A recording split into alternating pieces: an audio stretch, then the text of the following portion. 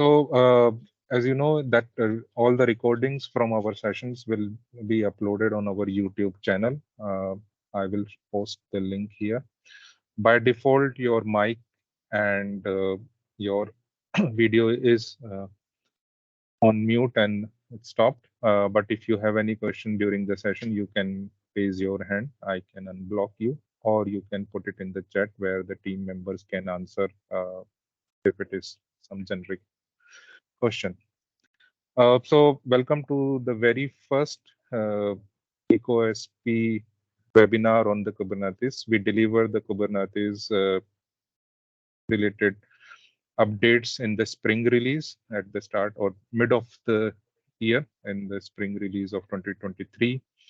We already released the spring fall release as well. Sometimes back, we already had 2 sessions related to the deployment, one for Windows and Unix. And for this year, it is a last session, which is on Kubernetes.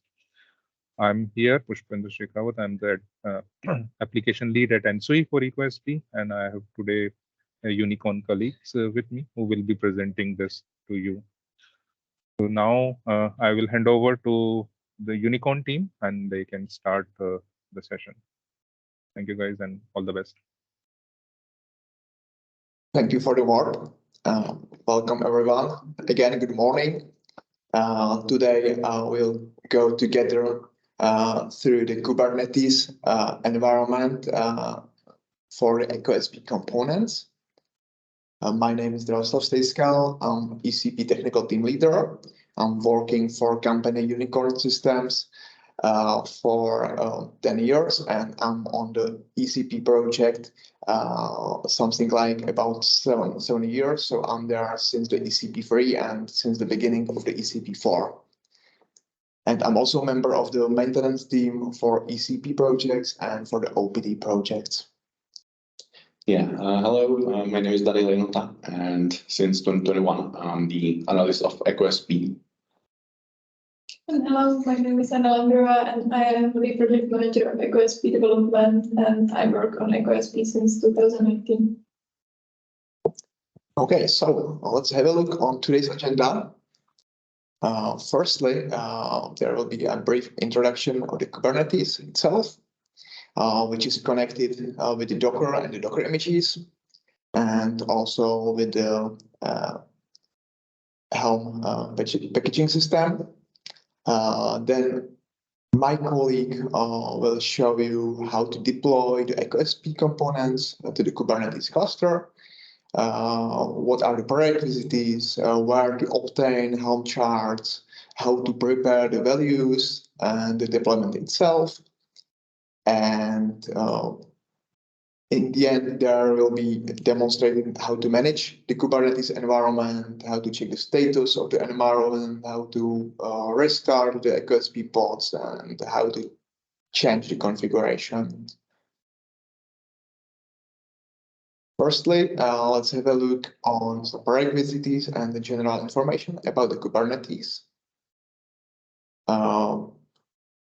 Since, as Pushpendra mentioned, since the spring release, there's available Kubernetes support for the ECCoSP, which is connected also with the documentation of the Kubernetes platform for ECCoSP. So there were created a new separated guides for ECP and EDX, ECP Kubernetes guide and EDX Kubernetes guide.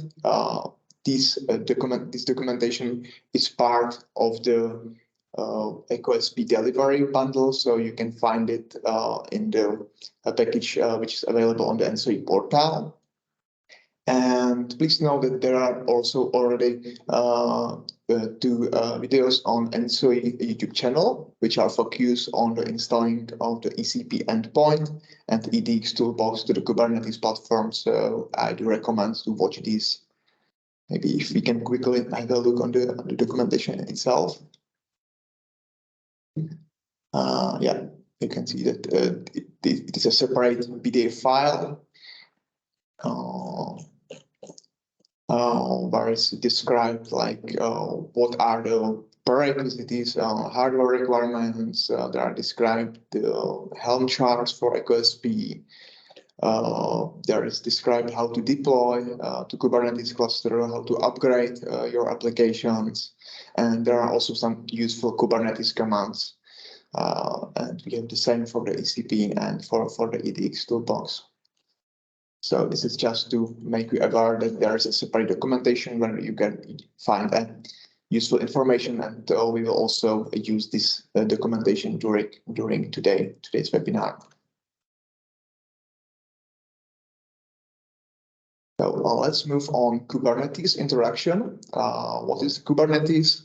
It's open source system for automating deployment, scaling, and management of containerized applications. It was originally developed by Google. The Kubernetes deployable unit or small unit is called a pod. This is parallel to Docker container. So the smaller units in the Kubernetes is called pod, and it generally represent one or more containers that should be controlled as a single application. The Kubernetes pod is based on a container, and in ECCoSP case, we use Docker image to execute the code of the ECCoSP components. And the configuration itself for the pod is provided by the Helm charts.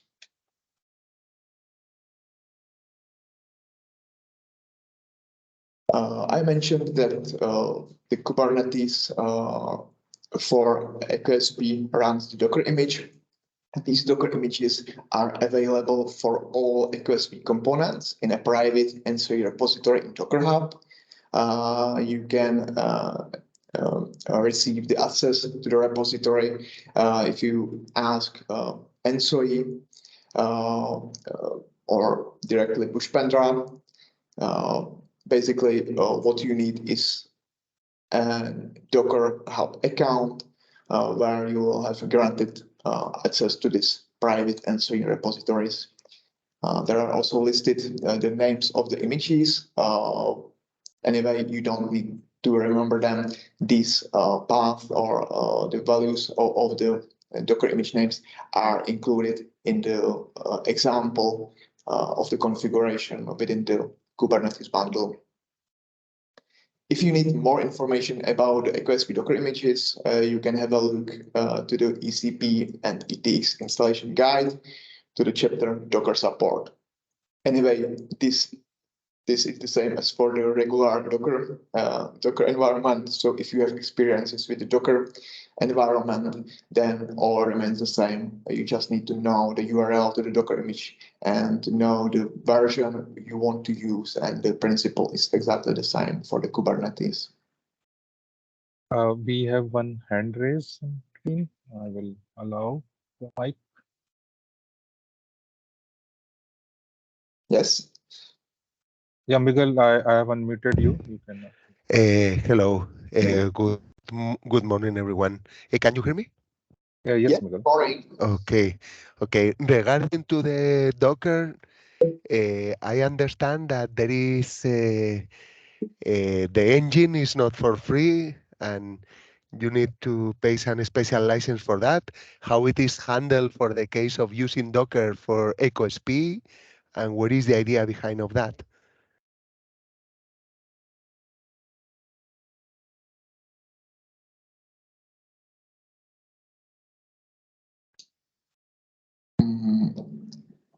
I think this information might be provided after today's webinar. Of course, if you want to use a Docker for the commercial purposes on your environment, then you need to check the license requirements. However, this should be covered by your local support, or by your operations. So yeah. Yeah. So just to support from the ENTSO-E or from the ECCoSP side, we provide the images, but the environment and all is a responsibility of the user. So in case of PSOs or any other project. Okay, So- so that means that it's not covered license for the Docker engine. That is the idea, no? Yeah, so we just provide the Okay. images. Thank you so much. Okay. No problem. Okay, we can continue then. Okay, so this is about the Docker image, which is like base for the Kubernetes to execute the ECCoSP. And what is the Helm chart? The Helm chart, you can imagine that the Helm chart is a packaging system for the Kubernetes, similar as, for instance, YAM, a packaging system for the Linux. It helps to define, install, and upgrade the complex Kubernetes application. The charts are packages of pre-configured Kubernetes resources. The configuration files for Kubernetes are called manifests, and this might be really very complex and difficult to configure. And then it takes the place the Helm charts, which help you to configure and deploy the Kubernetes applications with less effort. It is also templating systems, so it allows you to define values files which are then generated to the resulting templates, which can be easily deployed to the configuration. This will be to the Kubernetes. This will be demonstrated by my colleague later. Maybe if we can switch to the ECCoSP bundle, ECCoSP installation bundle, so I can show where to find these Helm charts. So this is the installation bundle for the EDX. And it's available in the under the deliverables folder. There is a separate folder for the EDX Kubernetes. And then you can see all the Helm charts, which will be covered today. Let's say, the main structure is within this charts folder. You can see that there is a subfolder per each component. And within the folder, there is a template subfolder, which includes the main manifest file for the Kubernetes, like config map, ingress, service, and definition of the stateful set. And a level above, there is some general information about the chart and values file, which includes some default values, which are usually not changed. And then in the root directory in the ECCoSP, there are values files which hold the information or the configuration file itself, like the configuration values, which are later substituted to the templates files, which are available. This template folder. So let's have a closer detail on this. So firstly, I will briefly describe you these configuration files, which are used for generating manifests for the Kubernetes. So the largest configuration file is called config-map.yaml, which holds all the ECCoSP configuration files together with its default values. And if there's a new release and there are added a new property parameters or new properties or new configuration files, this needs to be included to the config map.yaml. So this file is being revised by ECCoSP ECCoSP development team per each release. You don't need to care about this config map, so this is just for information. What is the purpose of this file? Another file is called ingress.yaml, which holds information about services of Kubernetes, which needs to be exposed out of the Kubernetes cluster. For example, you can expose the ECCoSP components on a public URL. And the URL address for the ECCoSP component is defined within that pod configuration. This will be also demonstrated by my colleague. Again, this file should not be changed. It is more a static file where the values for the configuration file is generated during the deployment process.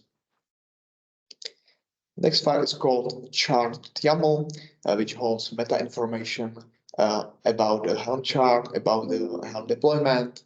Again, this file should not be changed. It just holds information about the name of the Helm and about the version of the Helm chart.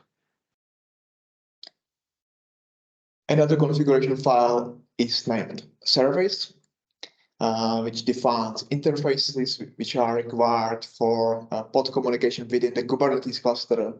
And so, for instance, in the ECCoSP case, we need to expose AMQP or AMQPS to be available for the business application, or when we are speaking about ECP endpoint, that we need to expose the AMQP interface for the EDX toolbox. So we definitely need to include it in the service definition, as well as the HTTPS port, which is used for accessing the graphical user interface. So this service.yaml just define the interfaces which needs to be available either for other applications or for the user.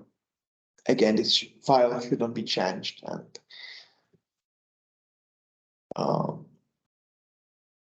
another configuration file is called stateful.set.yaml.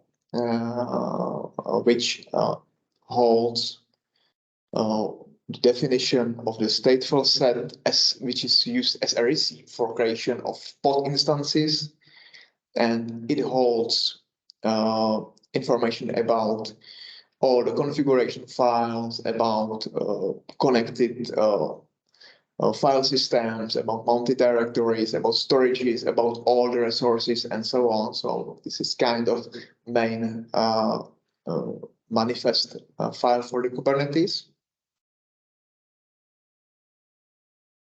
And then there are finally values files, which are configuration file itself, which will be usually changed by the user or by the ECCoSP administrator.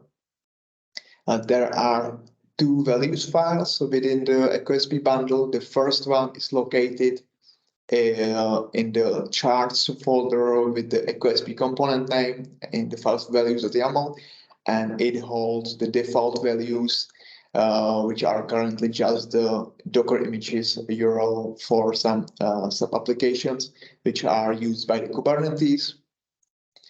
And the main configuration file, which holds the information about the environment itself or about the component itself, is available in the root of the ECCoSP folder.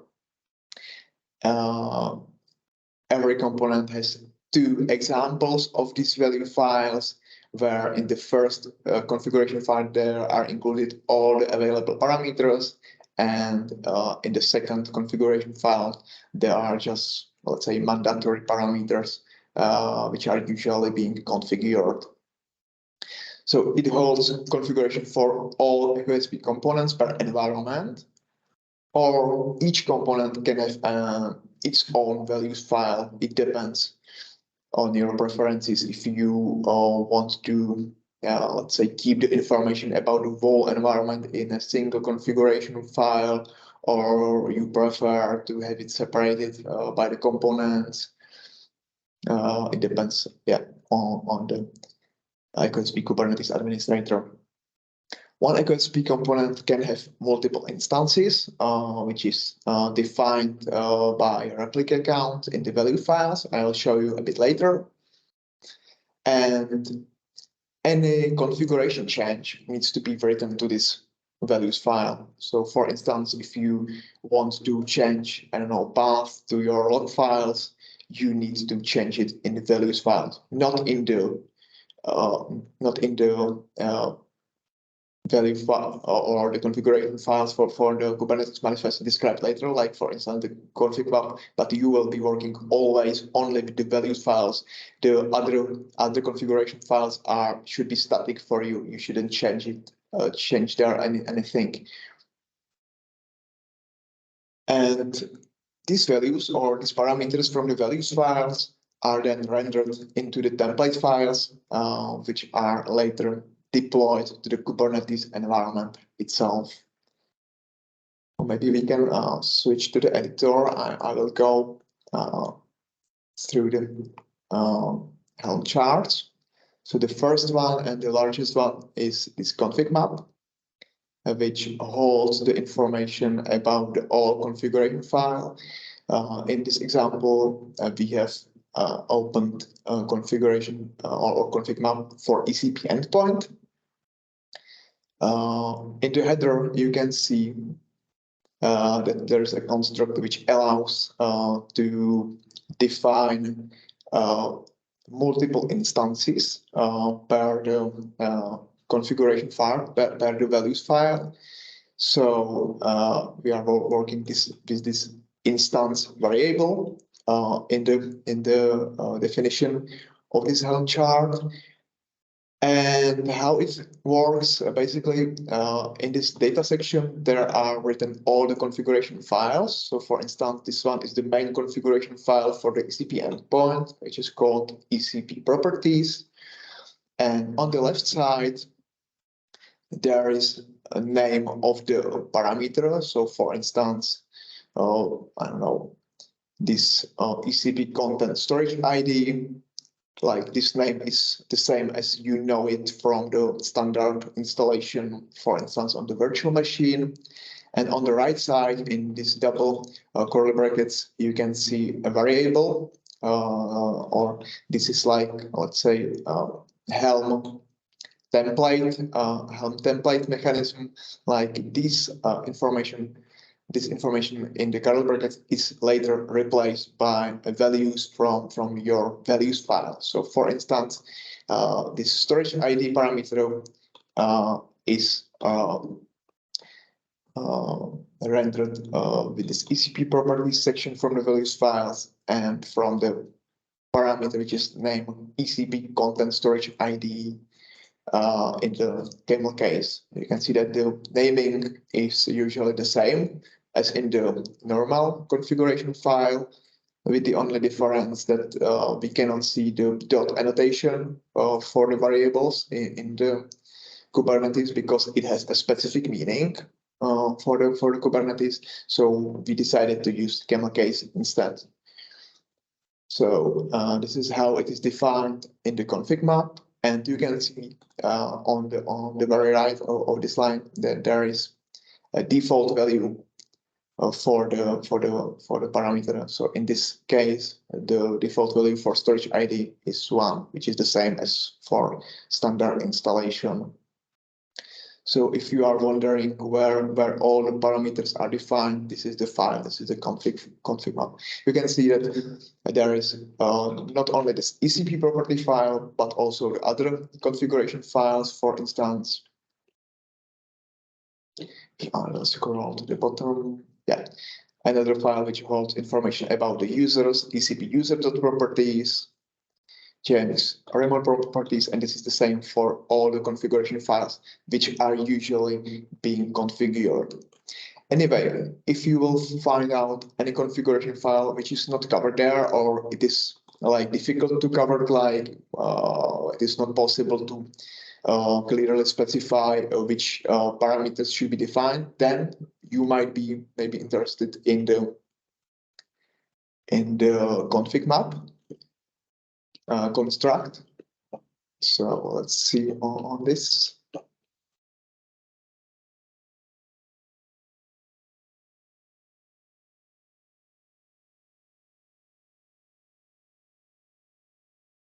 Let's see the bottom, I think. Yeah, I think you mean the one in the Yeah. one. Okay. I mean this one, like these named configurations. There is basically given which parameters can be changed. But if you want to add your own configuration file, then you can use this config map construct for this. And maybe I can show you directly the example how it is working. So for instance, in this value file for the ECP endpoint, I will scroll to the bottom. Where is it? Yeah, there.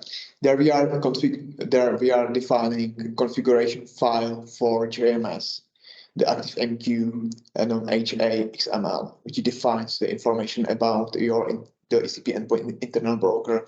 And it is quite a long configuration file, and there is not clearly given like what exactly should be configured there, or it might be difficult. So we just included this configuration file as a config map.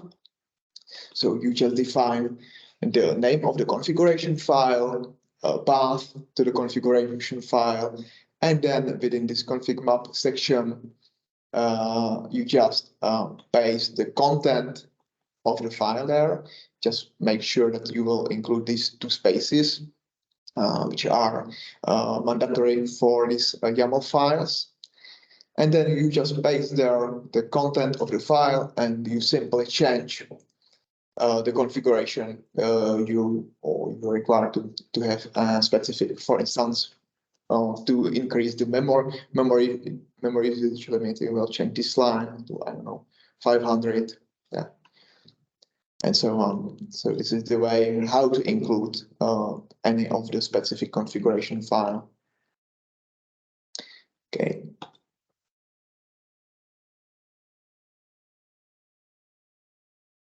So this is about the config map, which holds all the configuration possibilities. Then let's go to another configuration file for Helm, which is the ingress YAML. As I mentioned, you don't need to change there anything. Maybe if the administrator will be interested, like what are the possibilities for ingress, then he can have a look on this. But otherwise, you don't need to change there anything. You can see that there is some information about exposed ports and about the name of the exposed services, but you don't need to take care about this one. You just need to know that the ECCoSP allows you to expose your application outside of the cluster, and that this ingress manifest is included. And again, the values are substituted during the rendering the template for the Kubernetes. Another configuration file is called char.yaml, and it holds the metadata or the basic information about the Helm itself. So it holds the name of the chart, which is ECP endpoint in this case, some brief description, and also version of the Helm charts. Like this is not the version of the Docker image or version of the ECCoSP component, but this is the version of the Helm chart. But we keep this aligned with the ECCoSP version. So for the 4.12 version, we have 4.12 version of the Helm charts as well. Another configuration file is named service.yaml, and this specify the services which needs to be exposed or available within the Kubernetes cluster. So you can see that for ECP endpoint, we allow us to expose HTTP port, HTTPS port, MQP port, and the MQPS port, which should be sufficient for integrating your ECP endpoint with other business applications or to interact with the user. Again, you don't need to change there anything. Quite important configuration file in Helm is this stateful set YAML, which holds the information about the deployment itself. So you can see the name of the stateful set, as well as some labels and annotations for the stateful set, which can be later used for management of the Kubernetes environment. You define their Docker image. You attach the volumes for the persistency.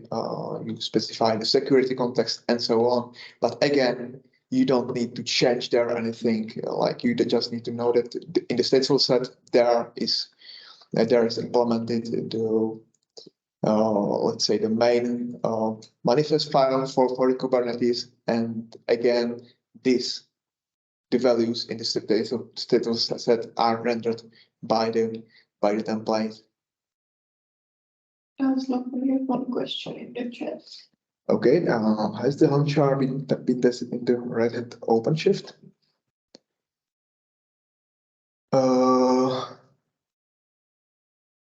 We are using the Red Hat Docker images. Like for the Docker images, we are using the standard Red Hat. I think we are using some lightweight version of the Red Hat there. But regarding the Red Hat OpenShift, I think we haven't tested there. Like when we were testing the environment, we used this, I think, Oracle Linux for the environment when we are talking about the Kubernetes environment. But it will work probably in the same way also on the Red Hat OpenShift. So I cannot see any obstacle to use the OpenShift for your Kubernetes cluster. Like it depends on your Kubernetes administrators. Like this is a bit out of the scope for the ECCoSP. For ECCoSP, we deliver just this Helm package, this definition of the services or manifest for the Kubernetes and configuration file examples. But the Kubernetes environment or Kubernetes cluster itself needs to be managed by the client operations.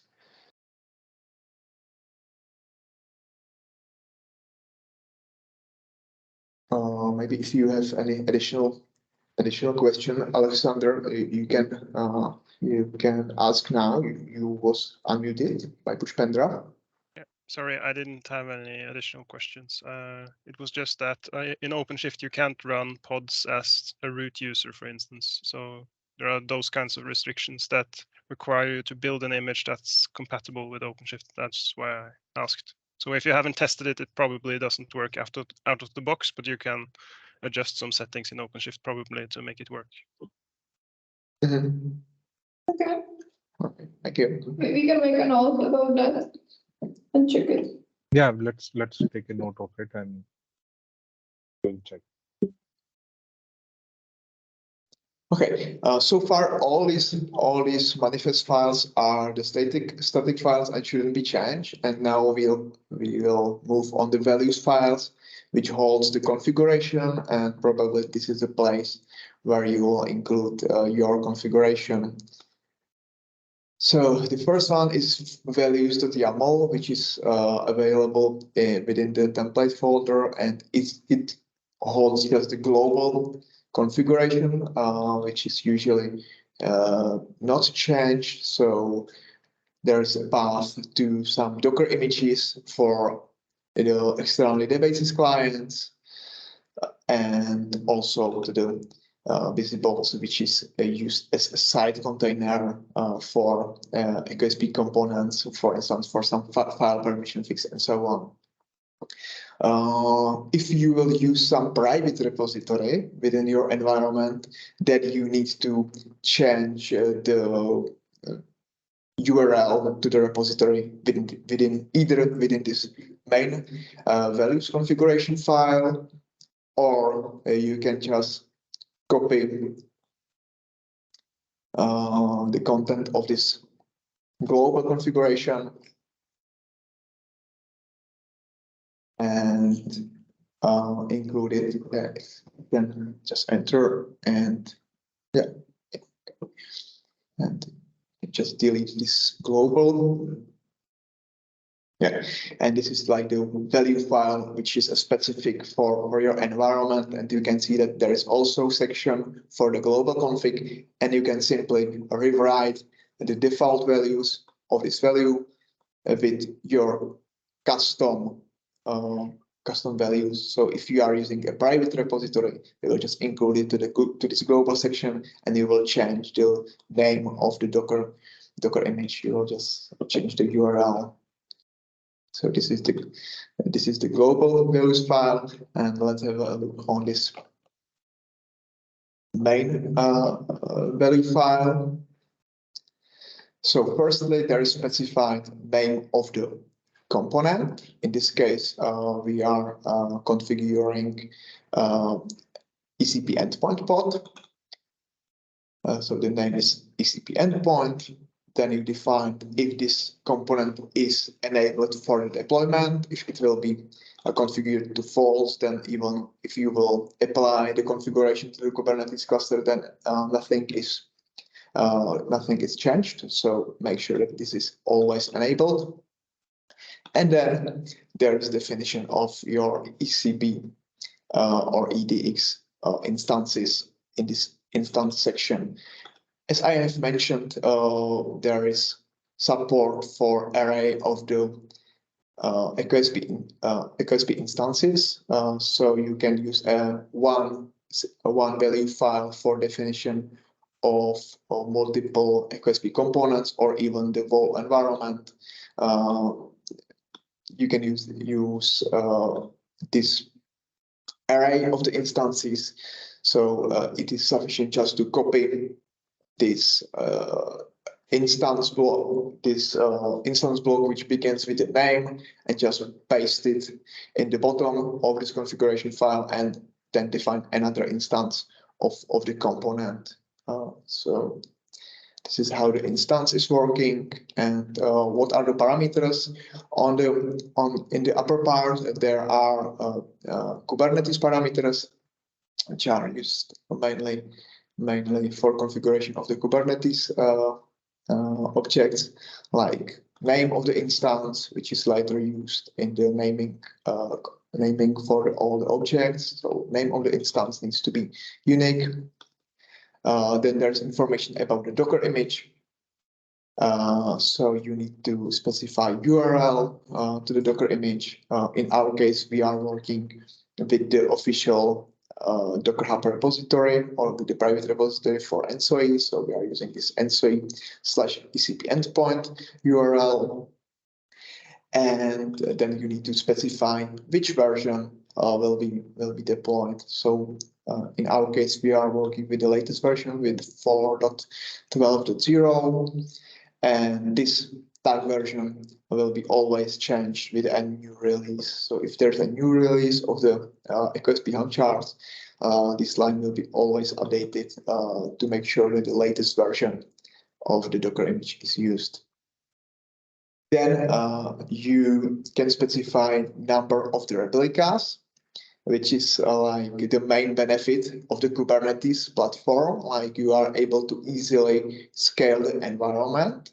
By default, the ECCoSP component is running only with a single instance. But if you will just change it to 2 or 3, it will run just without any additional effort.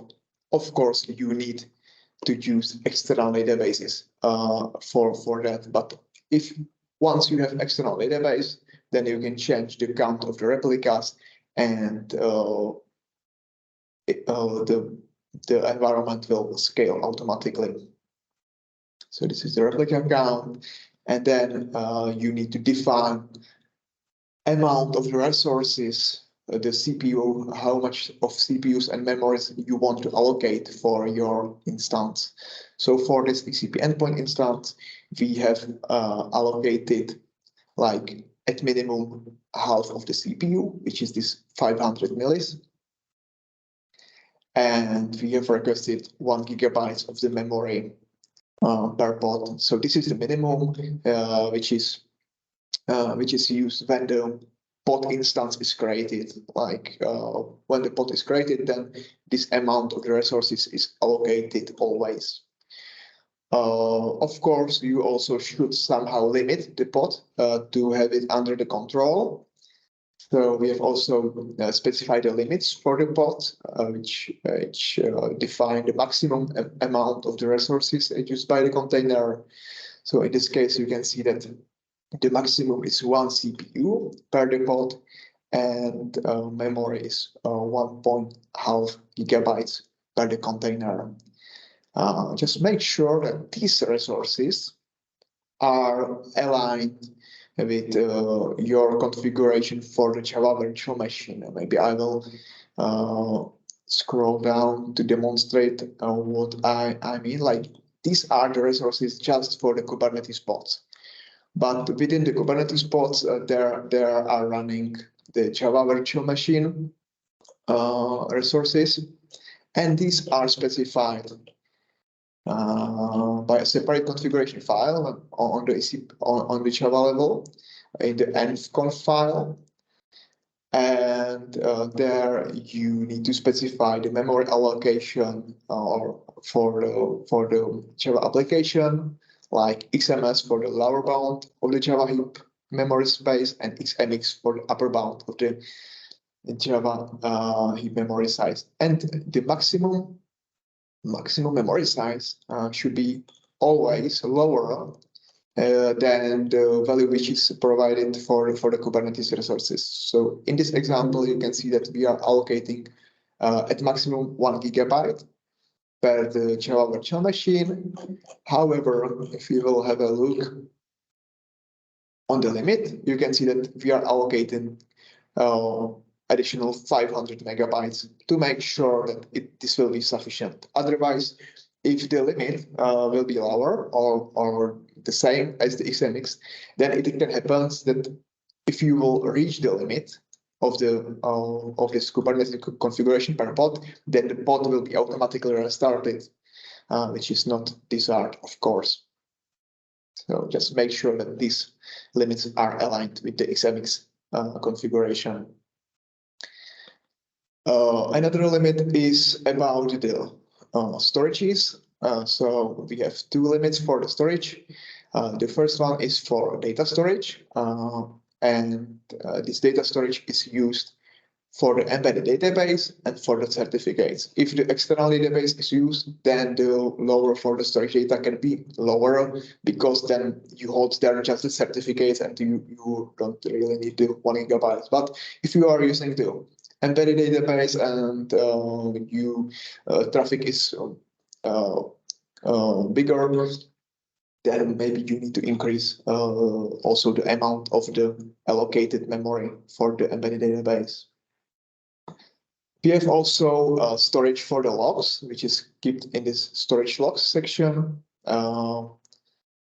Again, the size of the storage logs depends on the configuration of your ECCoSP component, how much of the logs you need to persist, and connected with the storage logs parameter is this keep logs after restart parameter, which defines or indicates if the ECCoSP logs should be persisted after the pod restart. We have configured this to true. So even after the ECP pod is restarted, we have the logs available for some later troubleshooting or whatever. But of course, if you don't really care about the logs, or for instance, you process the logs by some other tool like I don't know, Kibana or whatever, then you maybe don't need to persist the logs, and you will just simply set it to the false to make sure that the logs will be deleted after each restart. Another parameter which is quite important for the Kubernetes is this liveness probe, which allows you to restart the ECCoSP pod automatically if the pod is not in the health status. By default, this parameter is disabled because we are working with the ECCoSP health actuator metrics, And if this ECCoSP health actuator matrix returns anything else than like healthy status, then the pod would be automatically restarted, which might not be desired. Like in the health values, there is, for instance, maybe I will scroll down to the parameters of the liveness. Yeah. For instance, there is a queue on the internal broker, like in case of some heavy traffic, then some threshold for the queue can be exceeded, and then the bot would be restarted automatically, which might not be the behavior you want. Anyway, it's good to know that there is possibility for automatic restart or for the liveness probe feature, and you can define the metrics you are interested in this ECP health exclude directive. In this example, there are stated all the parameters which are available in this health actuator feature. And for instance, if you want to restart your pod based on, let's say, parameter is reloading, like if the pod, if the ECCoSP component is in the reloading status for a longer time of period, then it might be desired to restart the pod, or just delete pod and start it again. You can just delete it from this ECP health exclude directive, uncomment this block, and set this liveness probe to true. So this is how the liveness probe is working. It allows you automatic restart of the pod if it is not in the health status. And another important metrics or added value of the Kubernetes is this readiness probe, which allows you to start the ECCoSP components after some rules or some specified rules are fulfilled. In our case, we are using the readiness probe to start the ECCoSP pod after the external database is started and initialized. So if you are using the external database, then we definitely recommend to have this configured to true, and it will ensure that your ECCoSP pod will be not started sooner than your database, which then cause some issues. So this is the readiness probe. Then there is the section which describes which services are exposed out of your pod. So in this example, we expose HTTPS port on number 8443 and MQPS port on port 5671. And then optionally, you can also allow the ingress. As I mentioned, ingress is used to expose your pod outside of the Kubernetes cluster. So if you need this, like for instance, you will be running the component directory and ECB broker, and there will be some clients connected outside of the Kubernetes cluster, then you need to enable the ingress and specify the URL where your component will be exposed. So this is the ingress section. And then there are the configuration file for the component. So you can see that there is the section ECP properties, which is used for ECP.properties configuration file.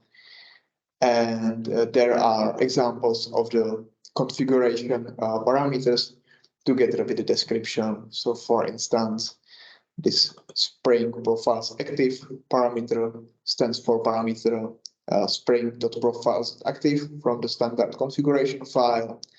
And yeah, you can see that it is configured to this ECP non-HA value. So basically, these parameters are already known to you. We are just using a different naming. We are just using the camel case syntax. If you will be working with the external database, then you can, or you will need to uncomment the block for the external database and configure it properly. I will not go through these parameters, like the principle is the same. Like yeah, you have some name in the value files together with the value, which is bound on the standard configuration file. Just what I want to mention is that that the separate files, separate ECCoSP files has a separate sections in this value file. So for instance, this env configuration file allows you to define the resources for the Java virtual machine. The ECP users properties allows you to define users and its password.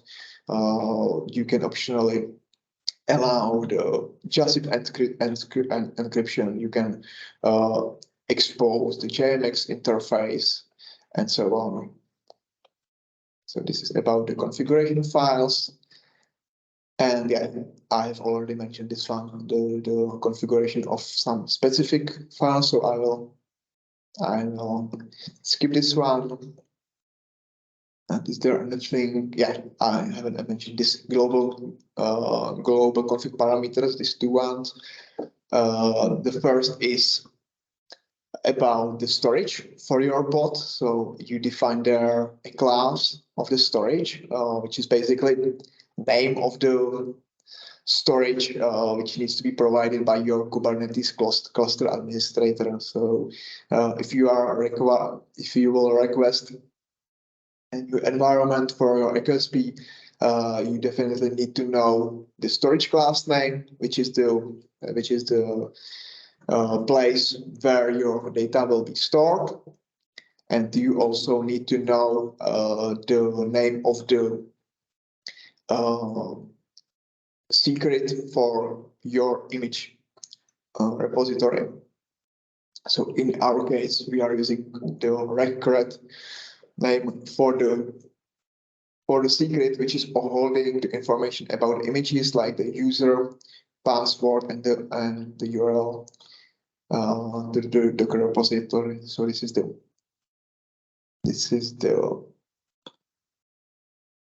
Docker repository information, and this one are like optional if you are not using the standard Docker app repository, but you are using the private repository, then you need to change also these images which are used for some, let's say, site containers or some client related stuff for the database. So this is about the value file, and yeah, you can see that this one is quite large, like 300 lines. But this is because there are included all the parameters.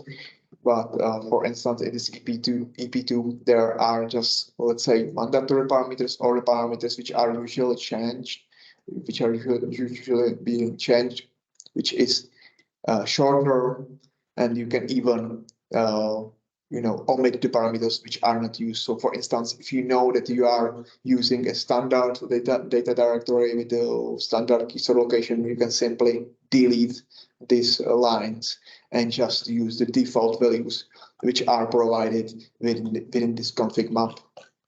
Like, you don't really need to configure all the parameters. If you know that the value is the same as the default value, you can just delete this one and include only the parameters which were changed, which helps you to identify the, let's say, specific configuration for your environment and help you to make this more clear for the configuration file administrator. Okay, so this was the value file. We can go back to, or maybe if you have any question, because I know that it is a lot of information, it is also available in the documentation, but if you have any question in your mind right now regarding these manifest files or these value files, you can ask me.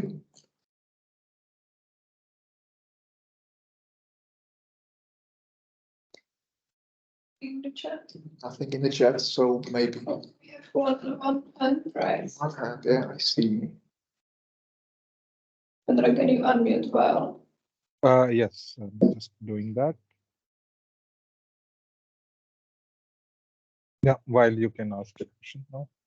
You are unmuted. Thank you, Pushpendra. So just a quick question regarding the component which are available on as Kubernetes artifacts. So there is only EDX toolbox and ECP, or the other central component like component directory and the brokers can be available here with the appropriate configuration file. Within the installation bundle, there are included all the components. So also the central components, there is also component directory, broker, and EDX service catalog together with the values files examples. So yeah, all is included. So it is possible to set up a Kubernetes cluster with all the components of ECCoSP layer, so with the full network. Yes, exactly. The idea is to keep it the same as for the Docker. Like for the Docker, we are also including the Docker Compose for all the components to be able to establish easily the whole environment. So this is the same for the Kubernetes. Again, we are providing you with the all Helm charts for all the components. Yeah. Thank you for this clarification. It's okay for me. Yeah. Okay. Thank you for the question. Thank you, Will. Welcome.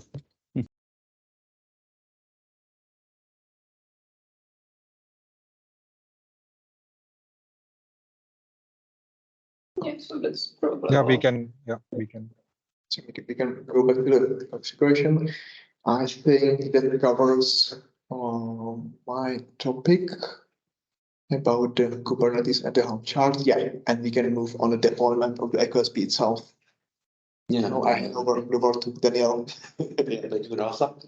So let's move to the little bit more practical part, which will be starting again with some theory. So yeah, let's check the deployment of ECCoSP. As a prerequisite, firstly, you need to already have some Kubernetes cluster and resources, etc., and other related stuff. Also, for deployment, you would need the Kubernetes command line tool called kubectl, and for the template generation, you will need the Kubernetes deployment and management tool called Helm. We are using the version 3 of this tool. And also, as Draslav already mentioned, the access to the Docker Hub repositories. And yeah, again, in case that some private repositories use the Docker images, needs to be put there. Regarding the obtaining the Helm chart, again, as Draslav demonstrated and mentioned, the Helm charts are part of the release packages. So they can be, as well as other installers, downloaded from the ENTSO-E ECCoSP webpage on these links you can see on the screen. And they are located, and the Helm charts specifically are located in the other variables folder. Yeah, regarding the hardware requirements, the following table, as you can see, is just an estimation, and real requirements may be differ. And also, please note that these estimations are prepared for the VM deployment. So let's say standard Linux or Windows deployments. In case of the Kubernetes, those pods should use fewer resources. So it's not exactly necessary to follow all these resources, but it's just a recommendation. Regarding our setup, which was used for the testing, and it is also used for today's webinar, we are using the Minikube environment, and the server itself has 32 gigabytes of RAM, 8 GPUs, and 100 gigabytes of storage. So that can be some base for you for your future environment. Yeah, but this was like for the Minikube environment. Let's say just it's like lightweight Kubernetes cluster for the local installation for just testing the Kubernetes. But yeah, in case that you are using the Kubernetes itself, I think the setup is starting to be much more complicated. Yeah, definitely. And this is like for a separate webinar, and this should be definitely handled by your Kubernetes administrator. Like there is quite many components for the Kubernetes environment, and yeah, this needs to be carried by your specialized operations team. But again, this is part of the prerequisites, so should be done before the deployment and the installations. Regarding storages,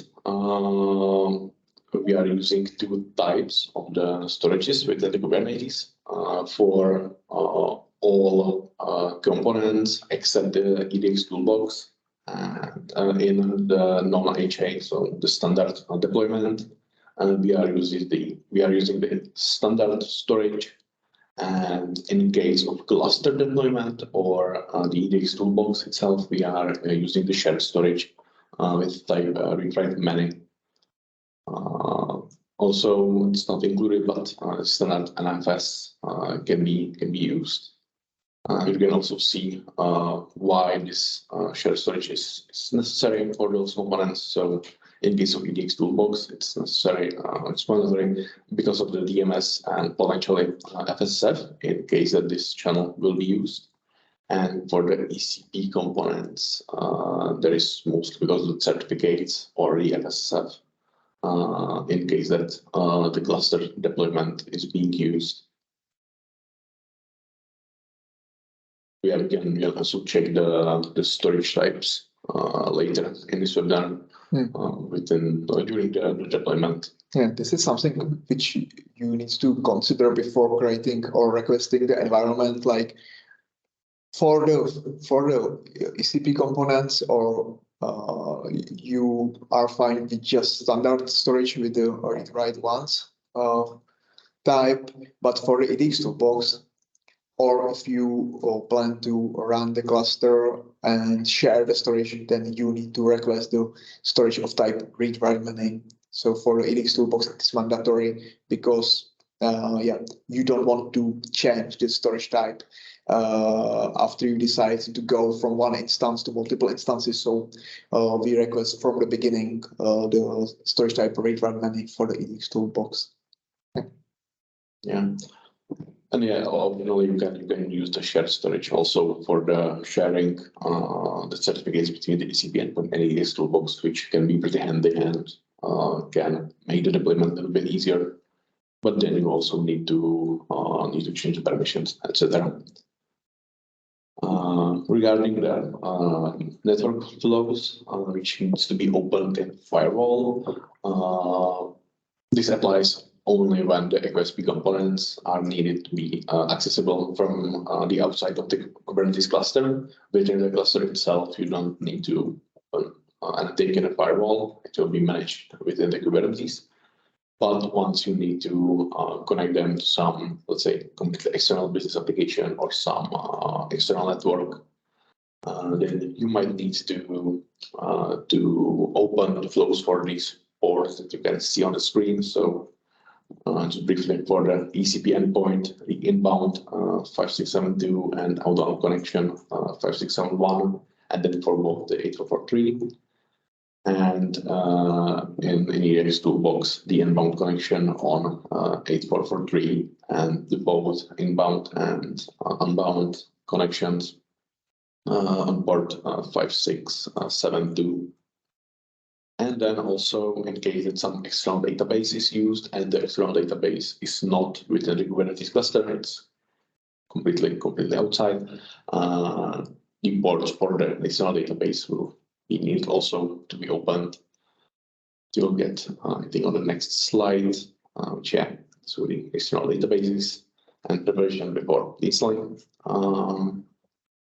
So by default, the ECCoSP is configured to use the embedded database. And this database, Apache Derby, does not need any additional setup. the database is managed by the ECCoSP applications directly. Alternatively, you can use the external database, which then needs to be installed and configured before the starting of the installation. The important thing to note is that the external database is not part of the health chart delivery, so you would need to install it from a different source. The supported databases are currently Oracle 19c, MS SQL 2019, MySQL 8, and PostgreSQL 13. You can also see on the screen the default ports that are being used by those databases. And then some additional preparations before the installation of the ECCoSP that are needed to be done, such as database installation and some specific configuration, or for example, creation of application schema and configuration of user access is then described in the ECP and EDX installation guides, chapter external databases. But this is the same as for any other deployment type. Maybe one thing I didn't mention before is that for the Kubernetes pods, we are using the stateful set, which means that we persist the data of the ECCoSP components. So if you are using the embedded database and you will delete the pod, and even you will delete the stateful set, and then you will recreate it again, then you will not lose the data because it is stored on the persistent storage, on the stateful persistent storage. So the data from your embedded database are like in the safe, even when there will be some crash or you will accidentally delete the pod, then the data will be still persisted on the storage. Yeah, that's another function that stateful set brings to this environment, let's say. Yeah, so let's move to the next slide, and let's just briefly obtain the component code. If you are want to use the Kubernetes deployment for the production environment, you will need the EICV code or component code. Firstly, before the installation, this code is then issued by your local or central issuing office for your country, etc. Again, still the same for any deployment type. Just note that the component type must be unique within each ECP network and also all synchronized networks. Just keep it in mind. Yeah, regarding the help chart, values preparation, I think Drahoslav covered it during the theoretical part. So you can choose the liveness and readiness pros if it will be enabled or not. You can choose if the ingress will be used, and then there is the standard ECP and EDX configuration. I think everything was explained by Drahoslav. So we can move to the next slide. And yeah, if you have any questions regarding this pretty quick part.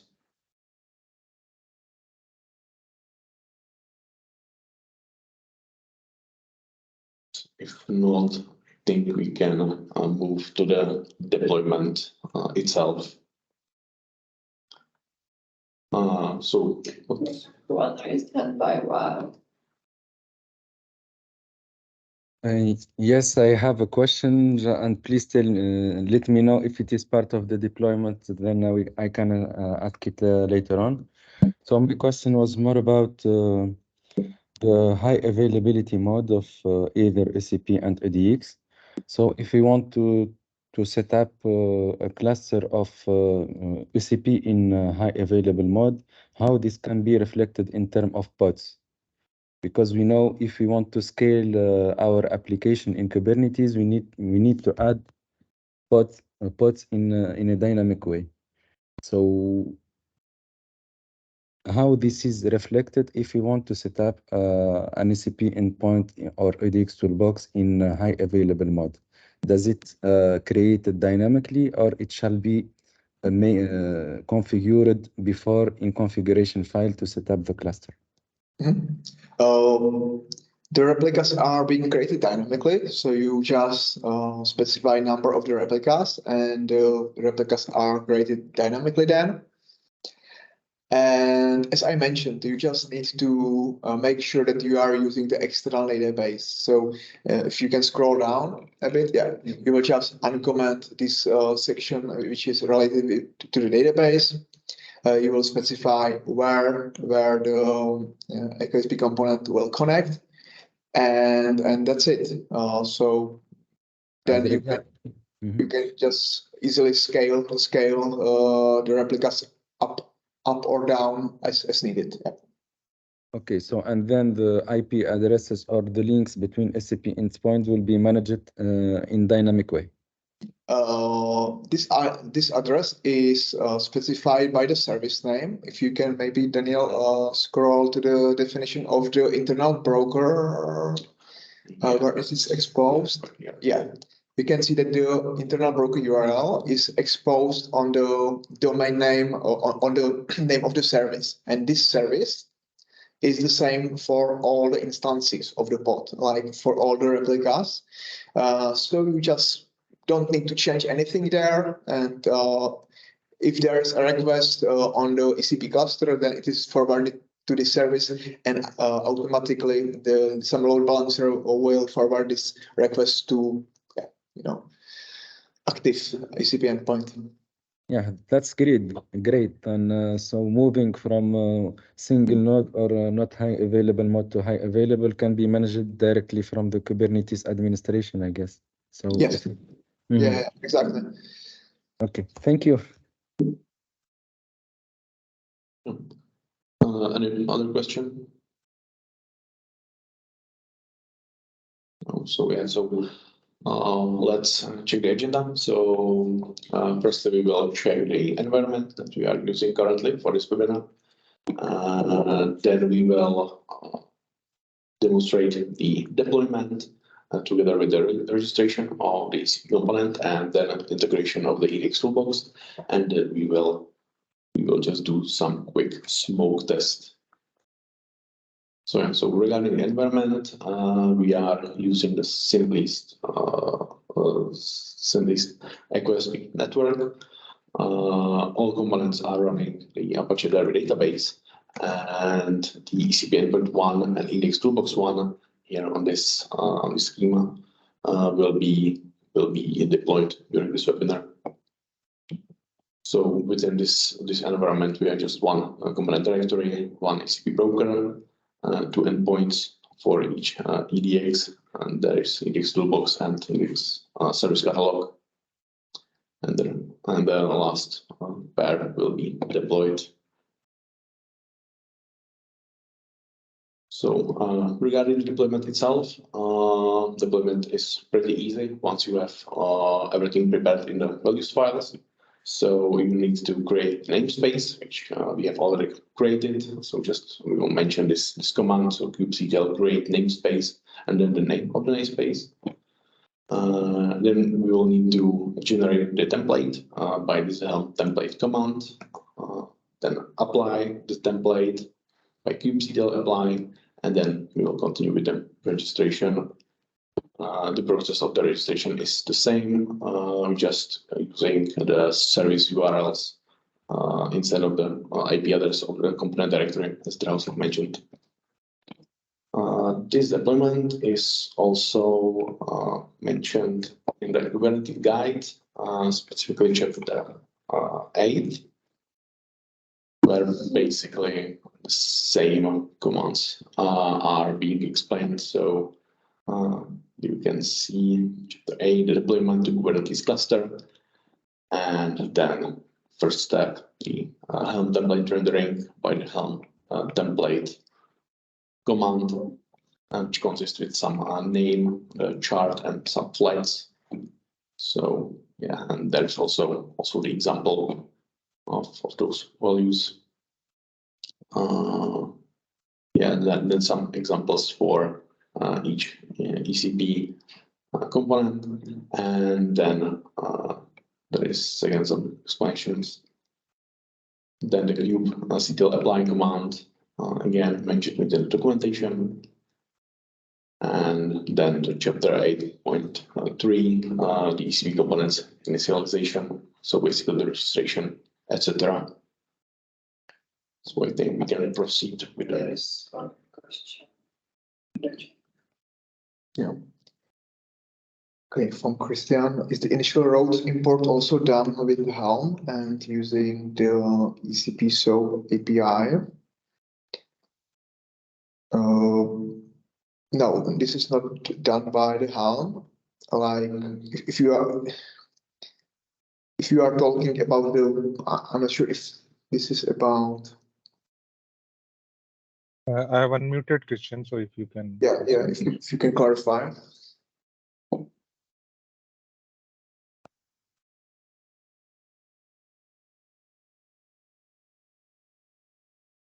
Christian, can you ask your question? So the question was about the routes that are needed for specific networks that need to be imported via graphical user interface, mostly today are configured there. And we have been looking to automate that. So there's a SOAP API to also get the routes and to keep the routes configuration JSON also within the repository where the deployment is done. Do you mean the message pass on ECP or? Yes, the message path. Yeah, sorry. Mm-hmm. Yeah, this is not the part of the Helm installation, like some automatic registration. This is more task on some Ansible script or some automatic procedure. But currently, this is not the part. Like you need to manually register the components. Yeah, for now, this is manual activity. Okay, but the registration for sure. But I meant the path configuration. The message pass as well. Like there might be possibility to use some ECCoSP API for that, but this is like out of the scope for the Helm. Like the Helm itself, just define the configuration on the, let's say, the file system level, but not this, which is available in the application or in the database.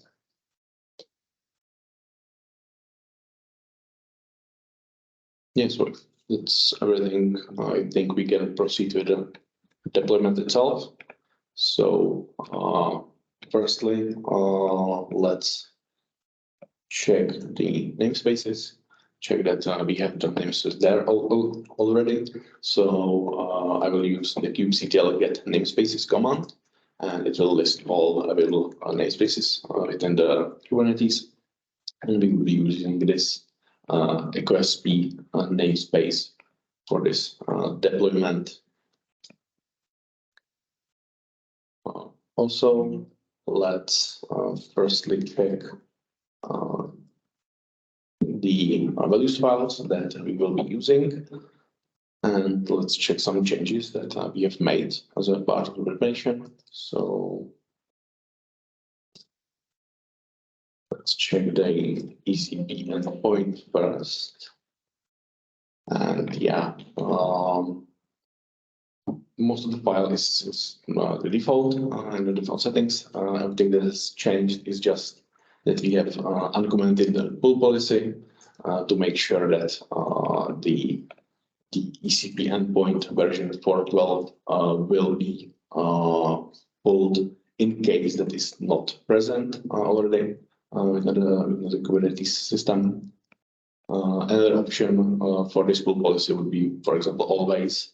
And then after, I think each start of the pod, the image will be pulled from the Docker.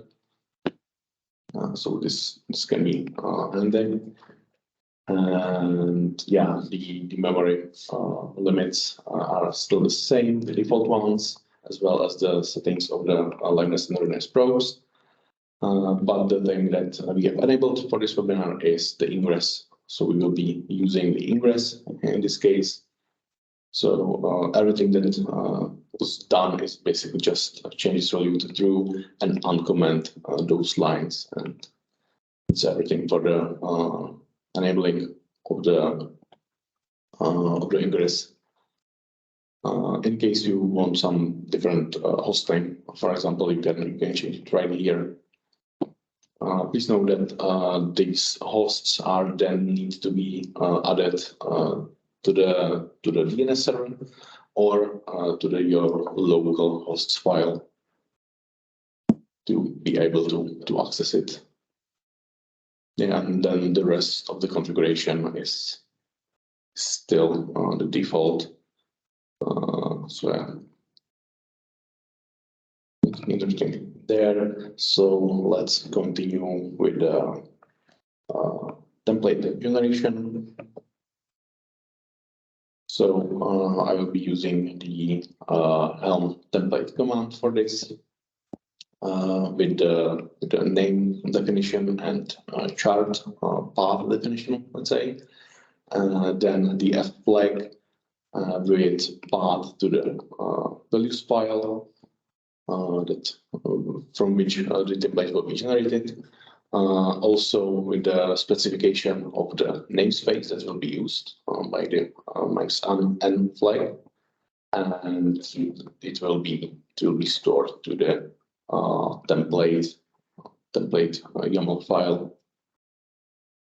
So I can hit the enter, and there are no errors. So yeah, it's important. Like this Helm template is also validating your values file. So if there is any typo, some misconfiguration, then you will receive the information on which line there is an issue, and it will prevent you to deploy the wrong configuration file to the Kubernetes cluster. So this is why we decided to use this Helm template technique for applying the Kubernetes manifest to the environment. Otherwise, of course, you can use also different way how to deploy this configuration to the Kubernetes cluster. Like you can use the Helm install, for instance. Like you will create a package using this Helm tool and then install it to the Kubernetes cluster.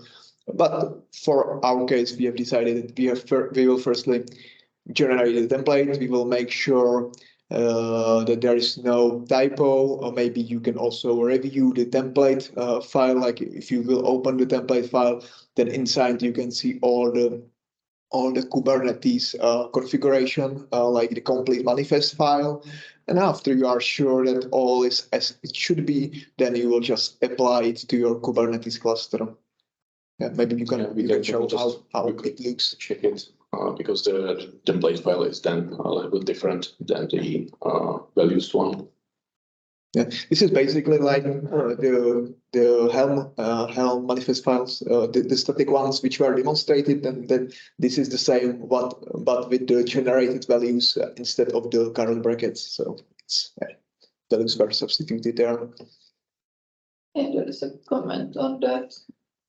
But I believe that's what you mentioned, that there are other possibilities. Yes, the Helm install dry run. Yeah.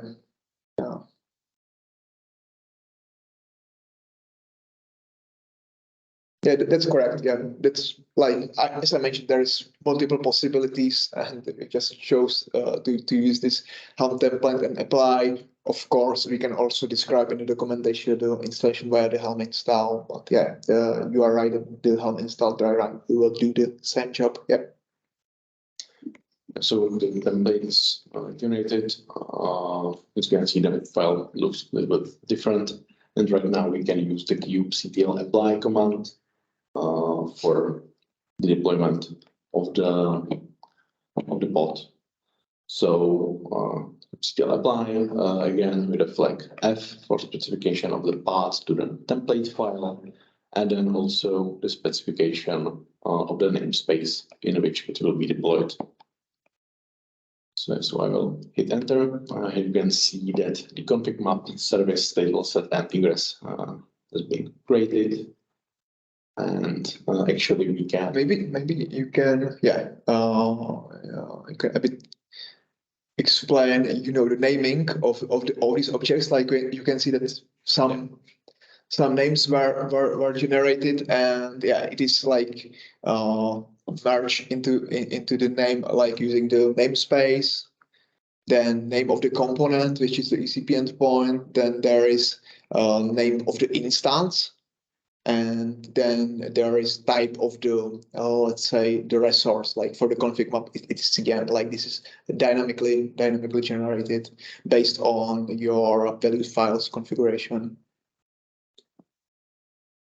Yeah, and we can also check the stateful set that has been created again by kubectl get stateful set and the specification of the namespace of which we want to list all those stateful sets.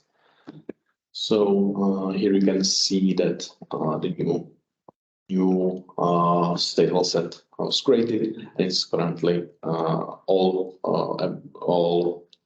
say available nodes are already running, and we can also check the pod itself by kubectl get pods, and again with the specification of the namespace. And here we can see the ECP endpoint 1. It's ready and it's also running. Yeah, you can also notice the number after the name of the instance, like EP1, and there is minus and number 0. And this number 0 is the number of the replica. Like as we are running all the components only with the one replica, then there is number 0. If we will add another replica, there will be another pod. Like the resources itself, like the stateful set and so on, it will remain the same, and we will just add a replica. So there will be one additional pod with the number 1 in the end. And these replicas are being added like in given order. Like if you will have 3 replicas of the one component, then firstly the replica number 0 is initialized. Then when it is completed, the replica number 1 is initialized, and then the replica number 2. You can let's say be sure about the order when you are creating a new instances, and the same when you are decreasing the cluster from number 2 to number 1, then you can be sure that the highest number will be removed, the highest replica will be removed. So this is the let's say behavior of the stateful set. Like yeah, there are given like names of the bots. Because if you are using the deployment, this is another possibility how to work with the Kubernetes. Then these identifiers are created dynamically, and yeah, the naming is a bit difficult. So yeah, and as the pod is already running, we can try to access it via the ingress, and then we can proceed with the registration.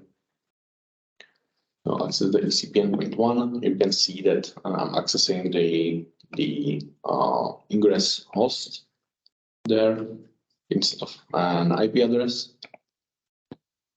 And yeah, ECP endpoint started, so I can log in and quickly proceed with the registration. I'll just insert the registration key store, well, password, and then some information about the component directory. And as Jaroslav already mentioned, we will need to use the service name. So the URL of the component directory will look like this. So instead of the IP address, there will be this service name or code, and then the desired port. Also, let's fill the component directory code, and let's check the connectivity. yeah, or you can also use the ingress URL if you are exposing it. Like yeah, it doesn't matter. In case that some, let's say, some endpoint from outside the Kubernetes cluster wants to register under this directory, the directory itself would need to use this URL, and then it can be used this ingress. Yeah, so let's just quickly put this information. So some endpoint code, some by default within this values file, the ECP-endpoint-1 code is being used. In case that you want to change this code or register it with some different one, you would need to also change the configuration of the EDX toolbox threads. So yeah, so let's optionally fill some project name and environment name. So maybe let's say Kubernetes, and then just some contact.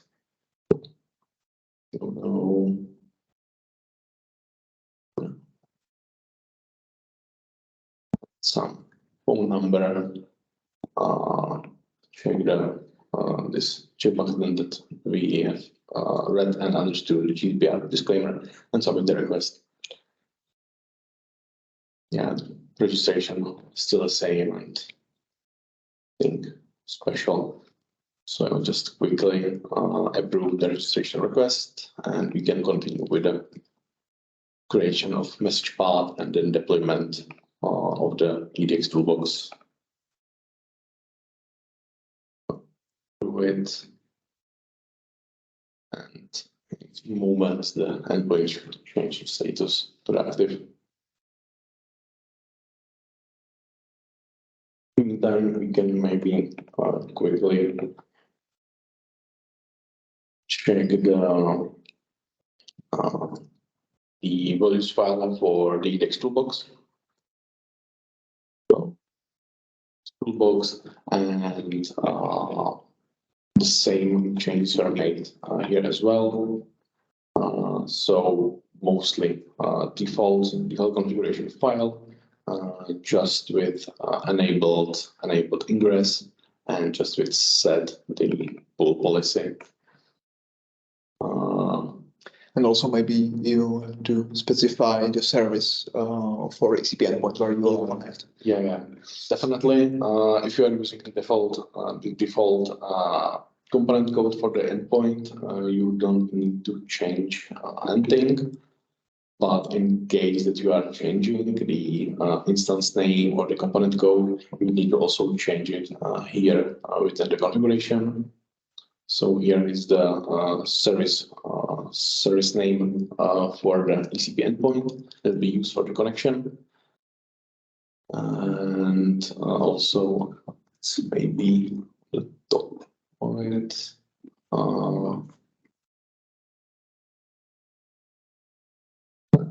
Yeah, you might also need to change the EDX toolbox code, which needs to be the same as for ECP endpoint, and again also the EDX service catalog code in case that the endpoint for service catalog is registered with a different code. But by default, it's prepared for these codes. So if you use them, you just don't need to change anything.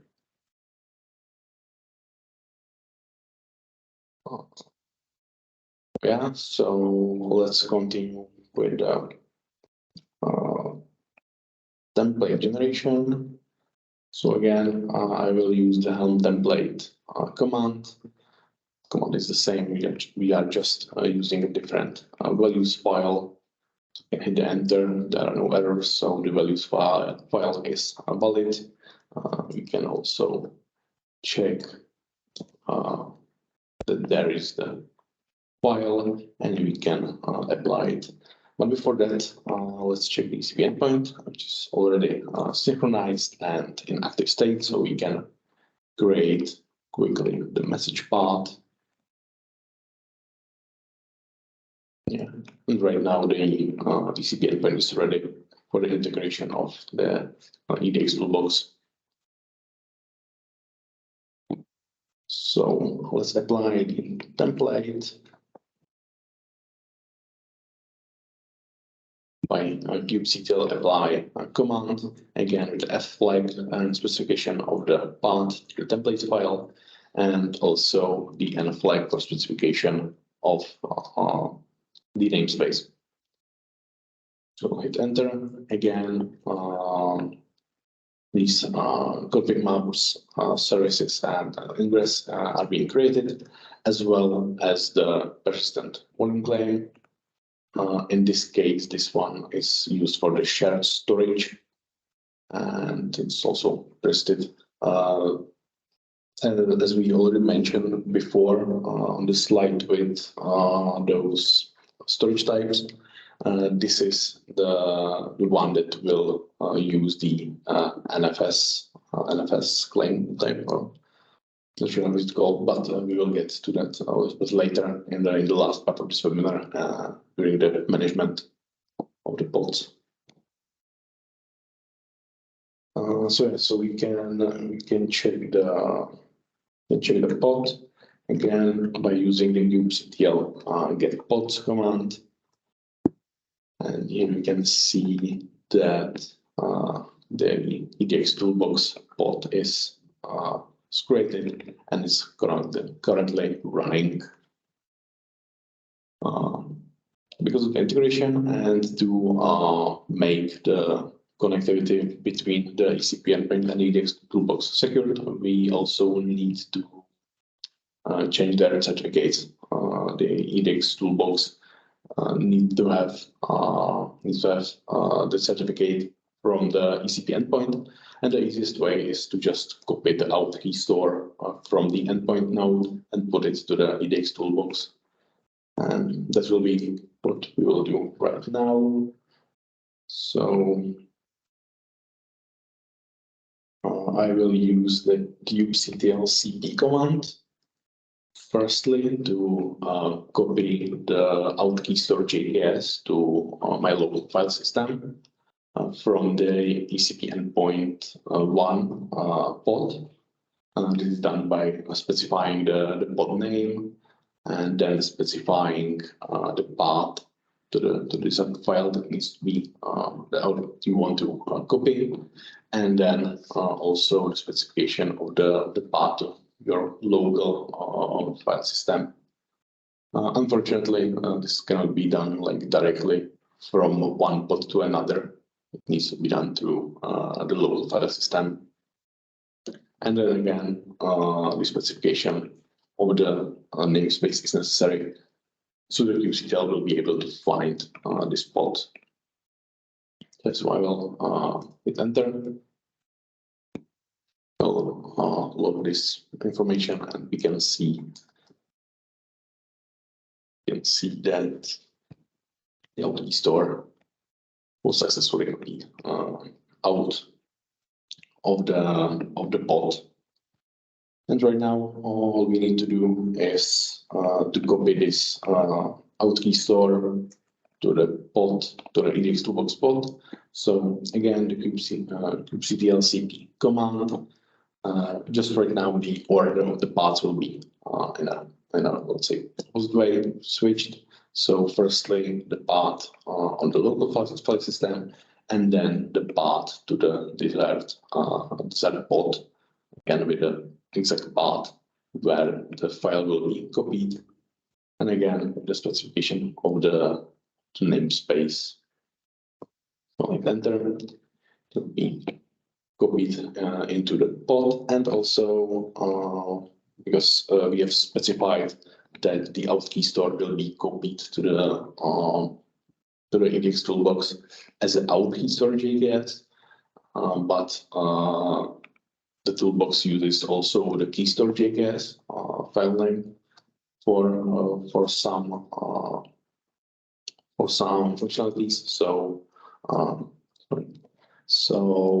we need to also copy it as a key store JKS, just twice. And right now we can just restart the pod of the EDX toolbox to make sure that the latest or the new certificates that are copied there will be used. There are two ways because we are using stateful set. There are two ways how to restart the pod. The one is to the first one is to scale it to zero replicas, and then back to the original number of replicas. So one in this case, or because we are using the stateful set, we can also just delete the pod itself This is done by the definition of the stateful set, and the stateful set is by default configured to run always at least one replica. So if I execute this command kubectl delete pod, then the name of the pod and specification of the namespace, the pod will be deleted, but it will be immediately started again because of the stateful set definition. So we can check the kubectl get pods, and we can see that the toolbox started again. It was 12 seconds before, or the age is 12 seconds, so it was deleted and then again created. We can then this way of restarting show again during the management of the pods. It will be a little bit clearer there. And so right now we can just wait for the startup of the EDX toolbox. And after that, we can continue with some smoke test. Basically just checking if the network configuration was successfully received, and then just sending some messages.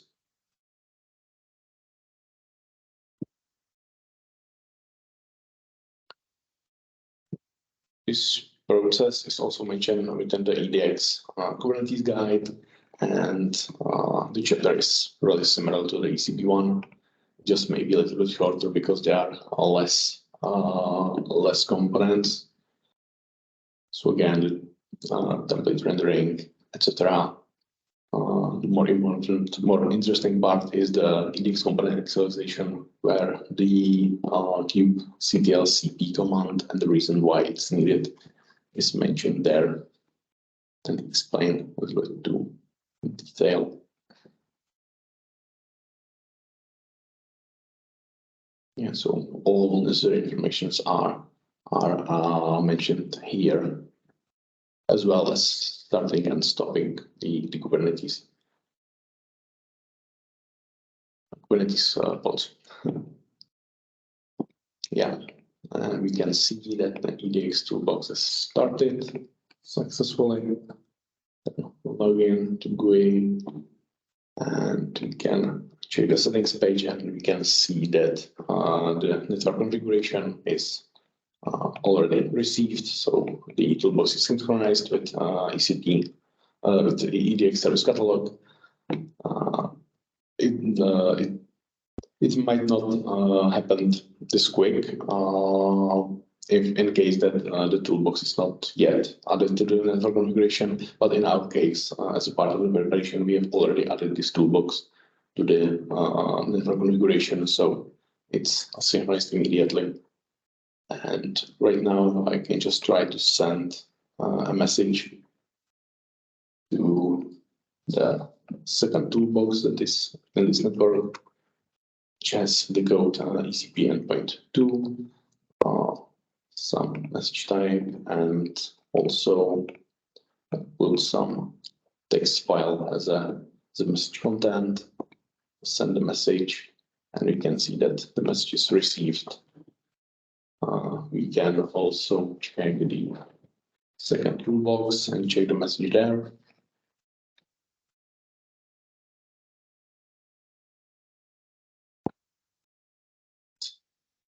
Yeah, we can see that the message was successfully received also on the receiver side and displayed here. There are already some messages, but they are from the testing of the environment before this webinar. So the last one is the important one. And yeah, this will be probably everything for the deployment itself. As I mentioned, it's pretty simple once you have everything prepared in the values file. So can continue. If you have any questions regarding the deployment, you may ask. Okay.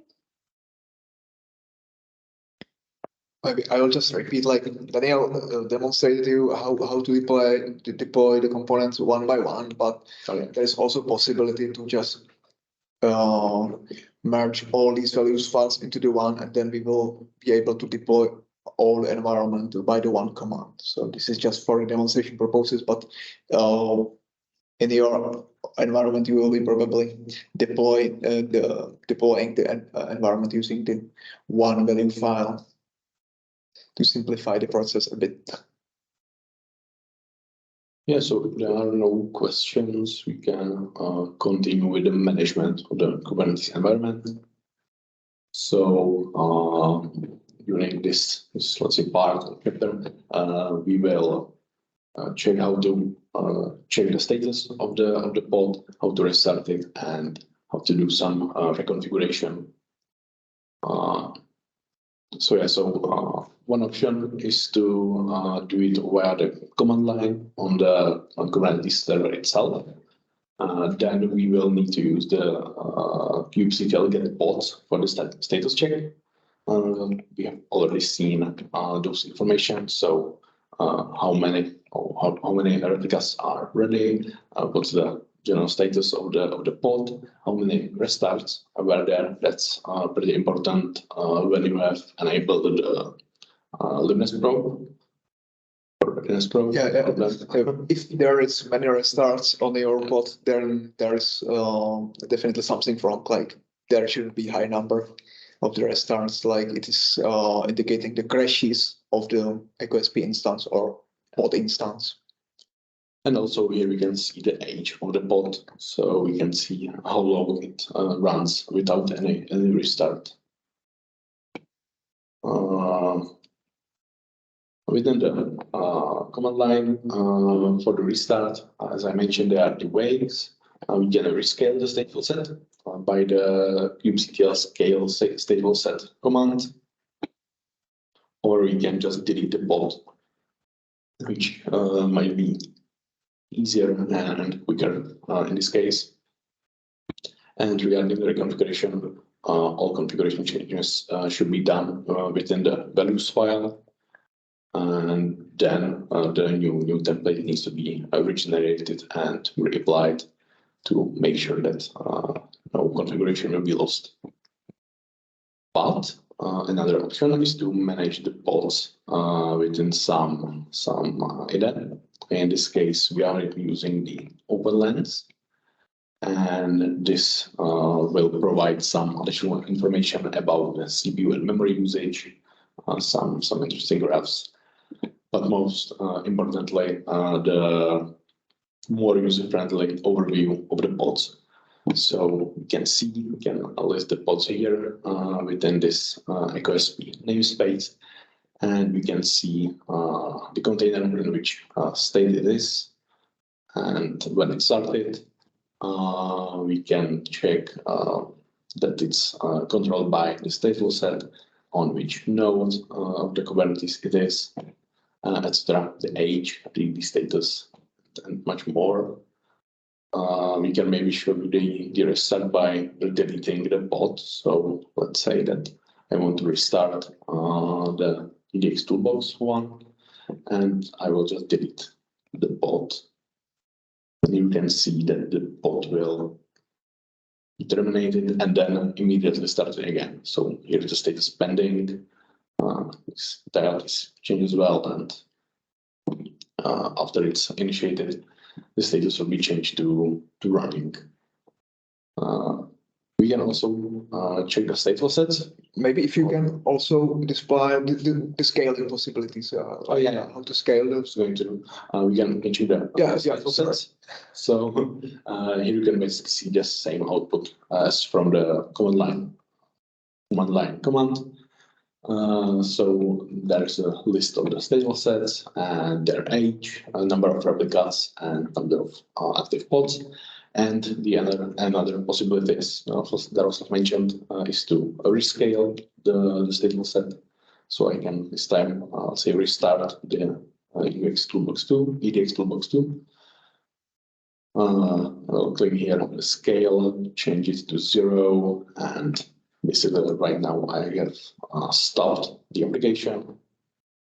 It will, yeah, the pod has disappeared, and you can see that none of the pods are running, and then I can simply scale it again to the original number of replicas, and it will be started again. So you can check it here as well. It's in pending status, and that will be changed to running.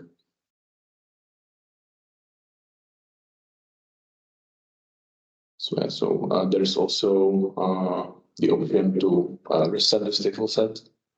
So you can click it, and it will basically do the same thing, just automatically. That's the feature of the open-length. Also, if you don't have direct access to the server, or you just want to use the open lens, it might be easier to use this terminal. You can also generate those templates and apply those pods from your local terminal. Just know that in this case, the PowerShell is being used, so the syntax of some commands like change directory, etc., may differ a little bit. But it can be also used on your local workstation. Yes, that was basically the status check and restart. You can maybe check those storages. Or if you can demonstrate how to get into the pod, inside the pod. It's quite important. Yeah. There are again like several ways. One is to use the command, or if you are using the open lens and you are using the older version of open lens, or you have installed the add-on that enables this. You can just click this pod shell button, and it will type the kubectl exec command by itself, and it will connect you to the reserved pod. So right now, basically in the pod. So I can, for example, I don't know, check the configuration files, for example, cut them, and etc. And also to check the logs, this add-on also adding the attach the pod option, and want to right now, I think I need to restart it to have something there. But basically the logs will be then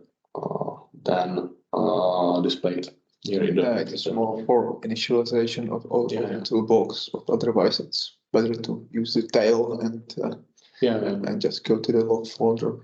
Definitely. Sure if no, there's nothing. Maybe if you can go back, if you click on the some pods, the detail, what was the resources usage? It was quite. Yeah, each pod has also here its own statistic for the CPU memory and file system usage. So you can check the chart here. The file system is not. Also, when we are here on this screen, you can forward some ports from the pod. So if you don't want to use the ingress, you can just click the forward, choose some specific port, or leave it random, and it will automatically open that port of that pod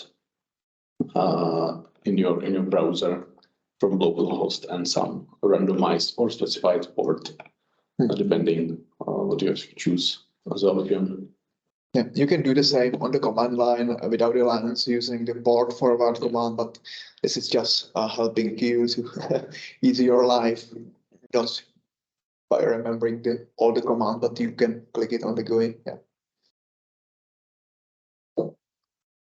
Yeah, and then if you want to just stop forwarding, you can just click this button and the forward will be stopped.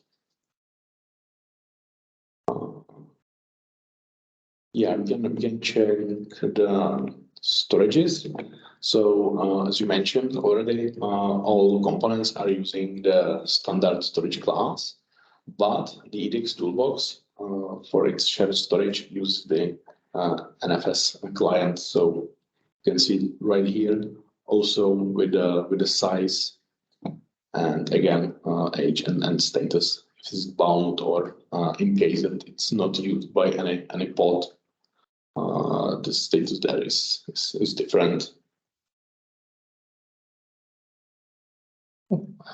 Yeah, right on the top.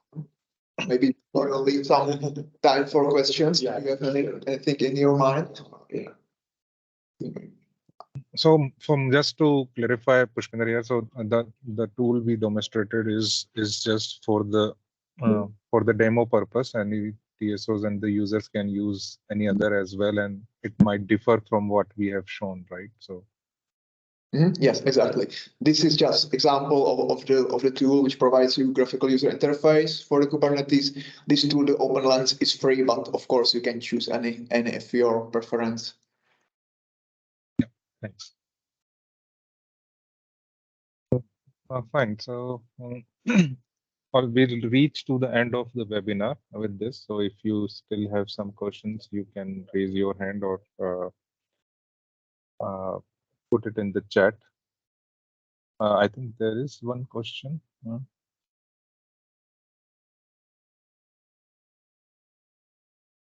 Yeah. So if so, for the any questions related to ECCoSP, if you and there is a if you are for a TSOs, then yeah, you can contact the TSOs. If you are TSO itself and then you don't have a direct support there, I would suggest coming to the at ENTSO-E website and or coming to the email address that we have. I will put it in the chat. So you can reach to the Unicorn, but it's all depend if you have a local support available with them. But otherwise, you can, if there is a more generic questions that you want, then please reach to us at ecp@entsoe.eu and we'll reply back to you.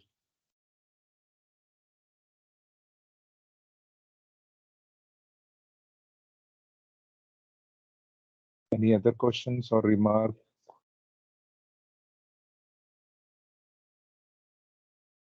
Okay, then in that case, we can conclude right on the time, just 2 minutes past. Thank you, Unicorn team, everyone, and also to all for joining. With this, we conclude all the webinar that were planned for this year. We will publish we will publish the recording, as I mentioned, on the YouTube channel. I already provided the link. The new webinar for the next year will be planned, but we will inform you once we have the calendar available. The website will be updated as well as you can find this information in our monthly newsletter too. With this, I think we can stop for today. And thanks you for joining and have a nice day. Thank you all. Bye. Yeah. Thank you. Have a nice day. Bye bye. Thank you for your attention. Yeah. Thank you. Thank you, everybody. Have a nice day. Bye. Bye.